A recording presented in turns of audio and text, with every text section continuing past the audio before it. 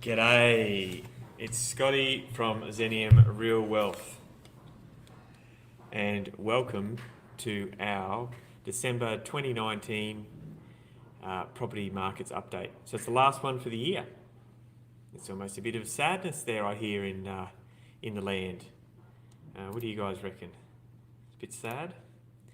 So what I want to do today is I'm not going to do a big annual market recap for 2019. We've all been there, done that, and pretty sure we all know what went on.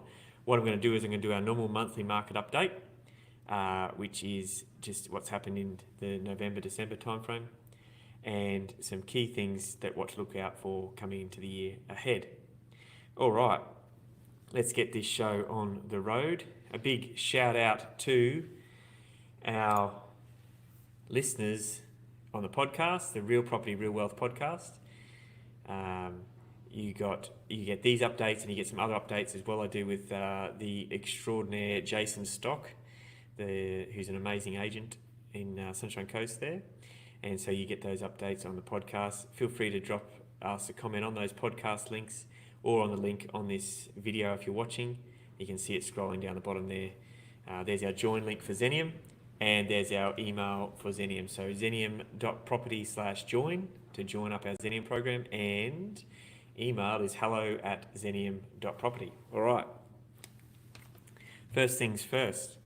Let's have a look at where we are at in the overall market cycle, according to Phil Anderson. Okay. Let's chuck this in.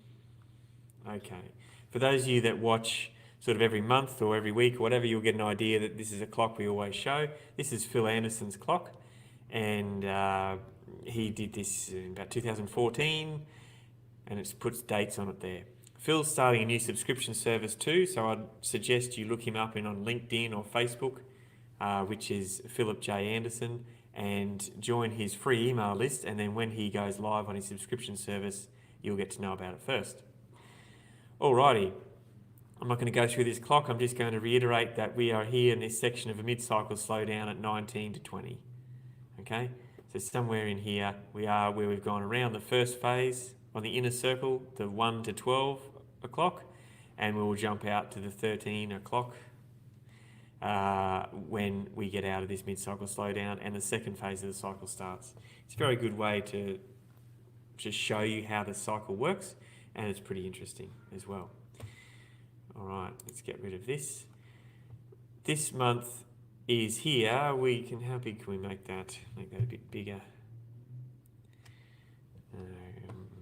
Okay, so now we're going to look at the HTW clock for the month. All right, fit it on there. It's as big as I can get it, guys. Don't forget, what is in orange is different from the month before. Okay, so all the stuff that's in grey is exactly the same as last month, and the wording in orange has changed from last month. All right, here we go. So there's not a lot of changes at the peak of the market. Now, I often get asked, because I live on the Sunshine Coast, I get asked by Sunshine Coast locals, oh, you keep saying Sunshine Coast is top of the market. And I'm saying, yes, that's what HTW is saying. It's at top of the market. I said, does that mean the next movement is down? Well, a lot of times that can happen. Okay, so the next movement can go down. So if we're looking at the top of the market at 12 o'clock on the HTW clock, it's peak of the market. As we move around to say 2 o'clock, 1:30, 2 o'clock, it's starting to decline. 3 o'clock is a declining market. 4:30 is approaching bottom of the market. 6 o'clock is bottom of the market. 7:30 is start of recovery. 9 o'clock is rising market. 10:30 is approaching peak of the market, and back around to 12 o'clock at peak of the market again. So the way that you naturally think is, well, it would go all the way around through the cycle like that. Well, let's just have a look at last month's clock to answer that question. So I've got another file here. So this is November's clock. Okay, you can see that those ones up the top are the same. But let's have a look here at Ballina, Byron Bay, and a few. There's quite a few on the right-hand side, which is all that dropping side of the clock going downwards. You can see that that's cleared out a lot there. And here we go, Ballina, Byron Bay, Coffs, they've all moved over here to start a recovery. So even though they were starting to decline last month, the data that HTW has processed this month has suggested that they are straight over to the start of recovery. They didn't go through the further declining market, approaching the bottom of the market. They jumped straight over to recovery. The same with Adelaide. Down here, this is the December clock. So Adelaide is sitting at the bottom of the market, whereas last month, Adelaide was sitting in a rising market. So there's a whole 90-page report here if you want to go through and read how these guys come to their figures, and you can agree or disagree. All we do is touch on the data-driven points on these clocks because it makes it easy for you to visualize, and it also is, you can see movement, which we're seeing right now. So this is, once again, November's clock. So there was quite a few on the right-hand side, and December's clock, there's less on the right-hand side. And if they are, they move further around. So in December's clock here, we've still got Albury, Bathurst, Canberra, Dubbo, Sunshine Coast and Tamworth at the peak of the market. The start to decline, we've got Central Coast and Wodonga. Kalgoorlie is in a declining market. Approaching bottom of the market, Broome, Geraldton, Southwest WA. Bottom of the market is quite full and busy this month. We've got Adelaide, Adelaide Hills, Alice Springs, Barossa Valley. There you go. Time to go and get a cheap winery perhaps. Darwin, Ipswich, Perth, Rockhampton. Rocky has some good positive cash flow. Go and have a look there. Southern Highlands, Southern Tablelands and Toowoomba. Toowoomba's a strong market worthy of a consideration. Go check out the new airport and all the other infrastructure going on in that area. Starter recovery. Man, this one's full this month around. We got Ballina, Byron Bay, Brisbane, Bundaberg, Cairns, Coffs Harbour, Geelong, Gladstone, Gold Coast, Illawarra, Lismore, Mackay, Melbourne, Newcastle, Port Hedland, Sydney, Townsville and Whitsundays. Whitsundays interesting. Be careful where you buy. Rising market. Devonport, Emerald, Hervey Bay, Hobart, Karratha, Launceston, Mildura, Mount Gambier, Shepparton. Okay, so it's in a rising market. And then we've got nothing approaching peak of the market this month, which is probably the first time I haven't seen that in a while. And then we're back around to the peak of the market. Right, so that is the HTW update this month. The other thing that I want to talk about on the HTW is we flick back to last month's clock. It also didn't have anything approaching peak of the market. So that kind of dictates to me, it sort of says that we've got a lot of data that's saying that we're either top of market or falling and a lot in the bottom. And then there's this section of data that says that these emerging prices that don't know really where they're slowing down. Because what happens is when we're approaching the peak of the market, those sales start to slow down. So that's a couple of months now we haven't had that. So it's very interesting. All right, what else we got here? We will have a look at our Xenium Action Compass. When it decides to reload, there we go. Okay, so with that in mind, as you saw on the HTW clock, this lines up with what's the HTW clock saying. So we've got the carnage and the falling market on the right-hand side, the undersupply down the bottom. We go and chase positive cash flow. And then we look at creating property and creating value on that left-hand side of the clock in that rising market. So this month, there's quite a lot to go and look at on the left-hand side. And you can have a good consideration, look back on the video and rewind the audio and see all those areas in those rising markets that I just read out, and that should be where you're looking at doing things like development or adding value, renoing. You would have land banked down the bottom at positive cash section, so all those sections there, it's good. Toowoomba and all those ones I mentioned, to go and have a look at sort of getting in for the next part of a movement there. All right. Don't forget, as we're going, it is live, so feel free to ask any questions. If you type a comment or a question in on Facebook, YouTube, it will come up on my desk here and I'll be able to answer it for you, so feel free to do that. Right, what's next? General market news. Okay. Let's have a look at this. Okay. So we have housing clearance rates. All right. I don't particularly love using housing clearance rates and auction clearance rates at all, because I think they're completely manipulated data and they're not accurate.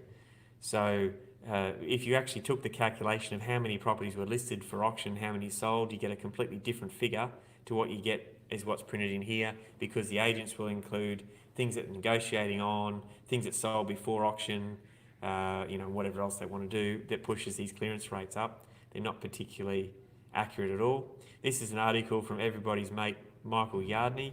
He's done his monthly review and video. He's saying auction clearance rates point to higher prices. Yeah, we'll see what happens there. Interest rates remain low. Yes, that's correct. Interest rates didn't move again this month, and everyone's saying that probably look early next year to be moving.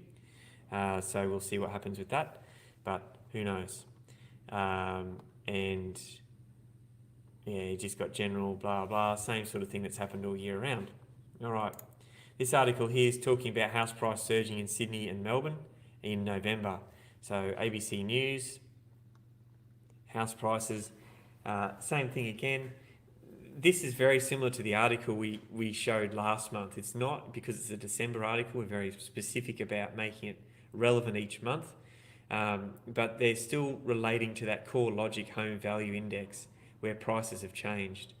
You've got to understand, every one of these companies gets their data from different places, so it's really important to take that into consideration when you look at their data sets. One of the things that I really like is actual sales data. It's not average data, and as I have said before, it's very, very difficult to get actual sales data on the same property over a period of time, because that property isn't sold every week. It's sold once every 7 to 10 to 30 years, and the only way you can know that is comparing that to other properties that were sold at the same time frame. And that's not impossible, but exceptionally difficult and very time consuming to do. Okay, so there's a lot of talk here about house price increases in Sydney and Melbourne, and I think what we're seeing is perhaps a little bit more activity.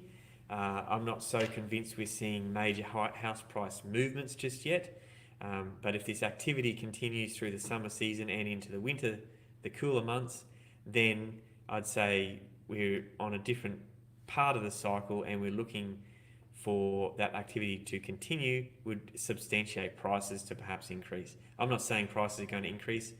I'm just saying that we've got to watch what this data comes and says. All right, this one here we've got is 8 Australian property regions to avoid in 2020. Okay, Yahoo Finance. It's always reliable, the old Yahoo Finance. So worst performing regional areas in 2019. Now this here, I'm showing you this for two reasons. Firstly, as a matter of interest, and secondly, because this totally demonstrates perhaps not what you need to be looking for. I know it kind of sounds kind of silly, right? So your worst performing regional areas in 2019 is here.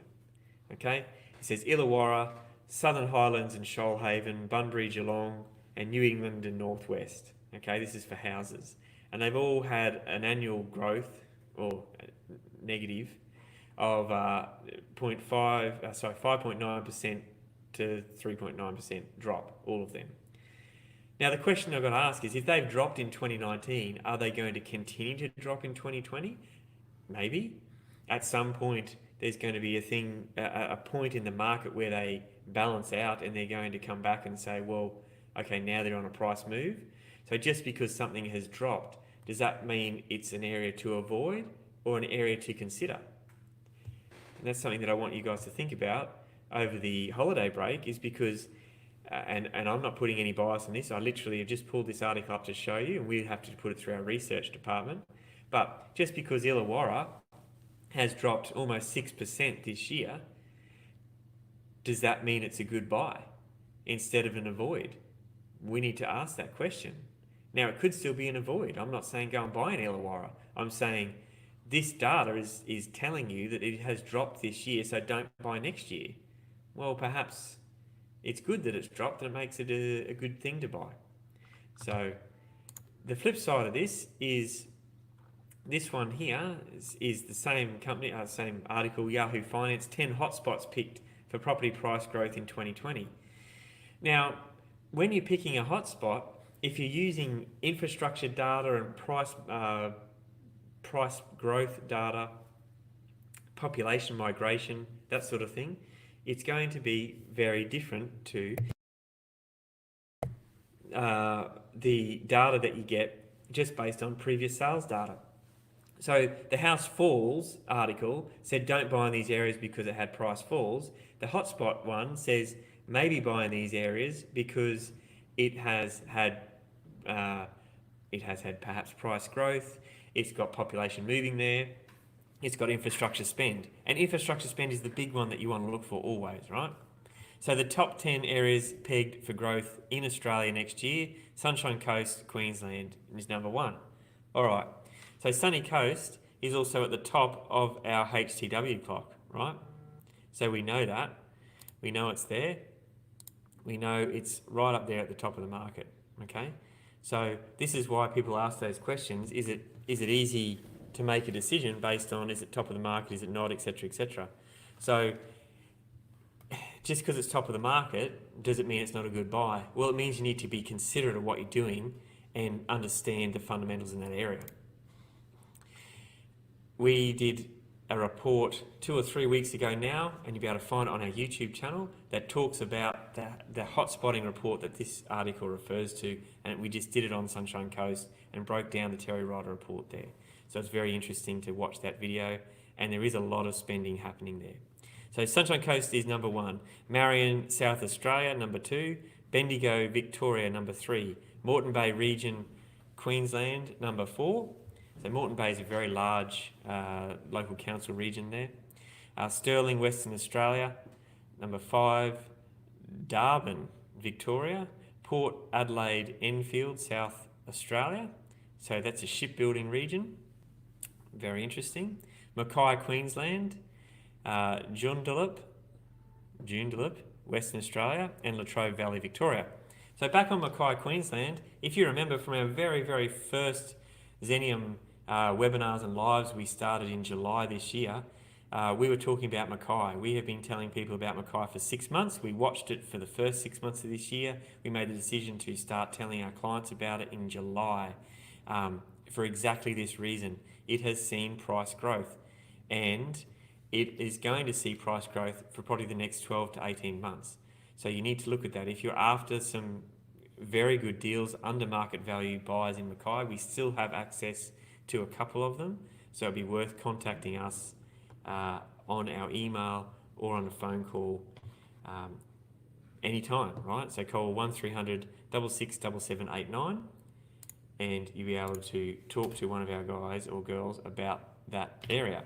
But it's important to note that we have been talking about Mackay since July. So very important to listen to what we have to say. All right, other news, okay?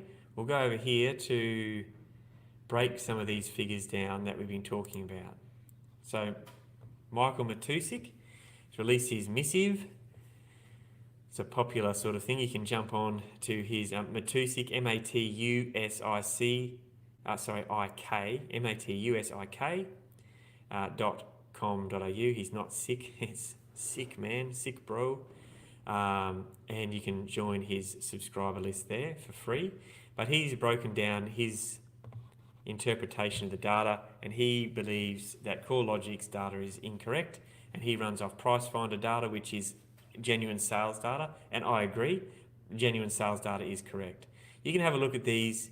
He kind of makes some conclusions to this, which I'm not particularly sure how he got to, but the charts are interesting in that the median prices are all different.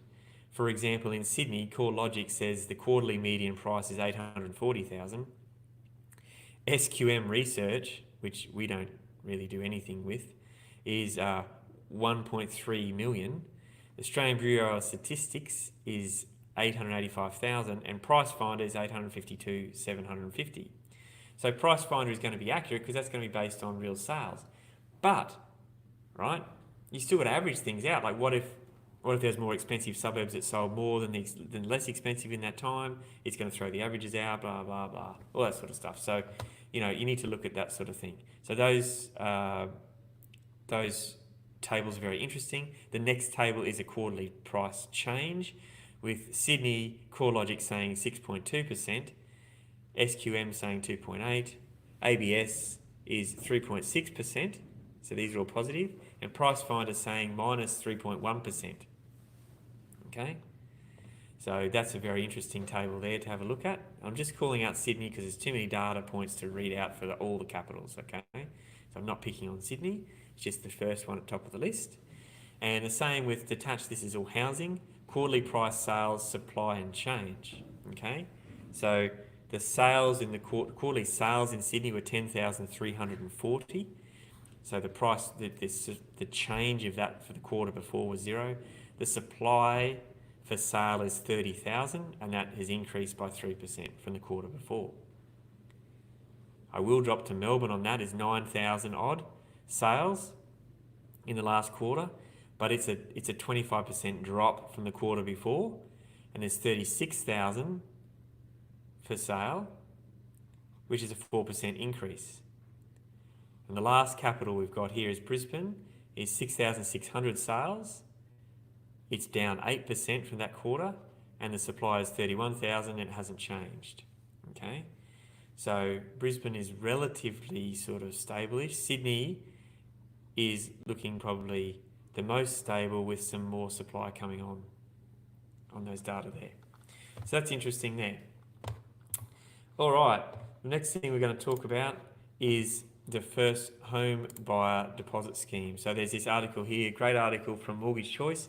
I like going to the source on all this sort of stuff. So I actually went straight to the government website to look at the government's first home owned deposit scheme guarantee, and it told you nothing. So there you go. So let's jump onto the Mortgage Choice site here. I'll see if I can make it a little bit bigger so you can read it. Okay, so it's designed to allow first home owners to avoid lenders' mortgage insurance and to use as little as 5% deposit. Okay, so they've got to save at least 5%, and then the government will underwrite the loan or guarantee the loan so they don't have to pay LMI. So there is a fair bit of saving there. I think there's a lot of things to be nutted out. The government hasn't come out and brought all their details to the front just yet, and I'd like to review them when they do, because I think it would be important to know exactly what that is. We're already in bed enough with the government. Do we want to be in there anymore? Well, we'll have to check on the detail. Okay, you've got to apply for this through the NHFIC, right? So the government has set up an administrative body for this. Of course they have. Why not? And demonstrate your eligibility. If you're approved, you've got to take out a loan with an approved lender as well.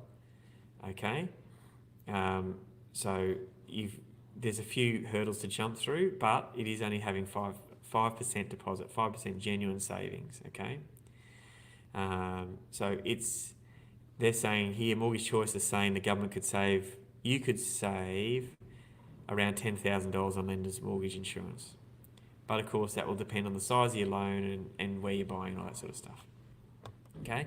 That's something if you are a first homeowner, and I don't know how many first homeowners watch our Xenium Real Wealth lives, but if you do, hit us up for some more information on that in the new year. We can point you to some great brokers and things that would be able to help you with this. But let's get the detail from the government first before anyone runs into it, because it's very interesting that they've done a few of these things over the years and they keep chopping and changing them.